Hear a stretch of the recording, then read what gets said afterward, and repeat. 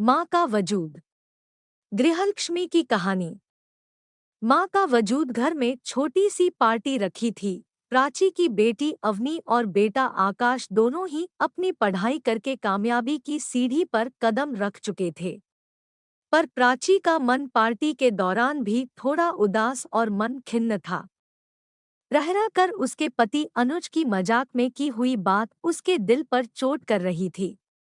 प्राची ने क्या नहीं किया परिवार के लिए, अपनों के सपनों के लिए। वो खुद अपने सपने भूल चुकी थी, घर परिवार के लिए अपना वजूद खो चुकी थी, भूल चुकी थी कि उसका स्वयं का भी कोई व्यक्तित्व है। तभी उसके पति के दोस्त आलोक ने कहा कि भाभी जी, यह सब आपके त्याग और तपस्या का फल है, जो आज दोनों बच्चे कामयाब हो चुके हैं। अनुज अपने मित्र आलोक की बात बीच में ही काटते हुए बोला, मैं नहीं मानता कि प्राची का इन बच्चों को रोटी देने के अलावा कोई योगदान है, और ऐसा तो हर औरत घर और बच्चों के लिए करती ही है। बच्चों को महंगे स्कूल में मैंने पढ़ाया, इनके भविष्य की दिशा मैंने निर्धारित की, मैंने ही इनकी पढ़ाई में पैसा पानी की तरह खर्च किया, जिससे इनकी सफलता का क्रेडिट सिर्फ और सिर्फ मुझे जाता है, कहकर अनुज जोर से हंस पड़ा।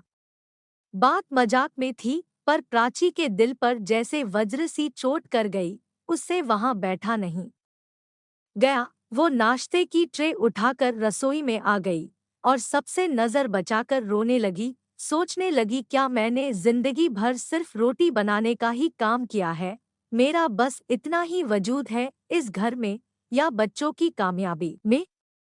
तभी अवनी आकर अपनी माँ का हाथ पकड़कर हॉल में ले जाती है और आलोक से कहती है, हाँ अंकल, हमारी कामयाबी का क्रेडिट सिर्फ हमारे पापा को जाता है, जिन्होंने आज तक हमारी कोई भी स्कूल पीटीएम शायद ही अटेंड की हो। हमारे बचपन में उन्हें शायद इतना भी याद नहीं रहता होगा कि हम कौन सी क्लास में कौन से सेक्शन में हैं, किस से ट्यूशन लेना है, किस सब्जेक्ट में हम कमजोर हैं, कब तक फीस जमा करनी है। बीमार होने पर बीच स्कूल से माही लेने जाती, डॉक्टर को दिखाती, रात रात भर जागती, फिर सुबह जब सब सो रहे होते तो जल्दी उठकर काम में लग जाती, हॉलीडे होमवर्क कराती, सारे काम माँ ही तो कराती रही।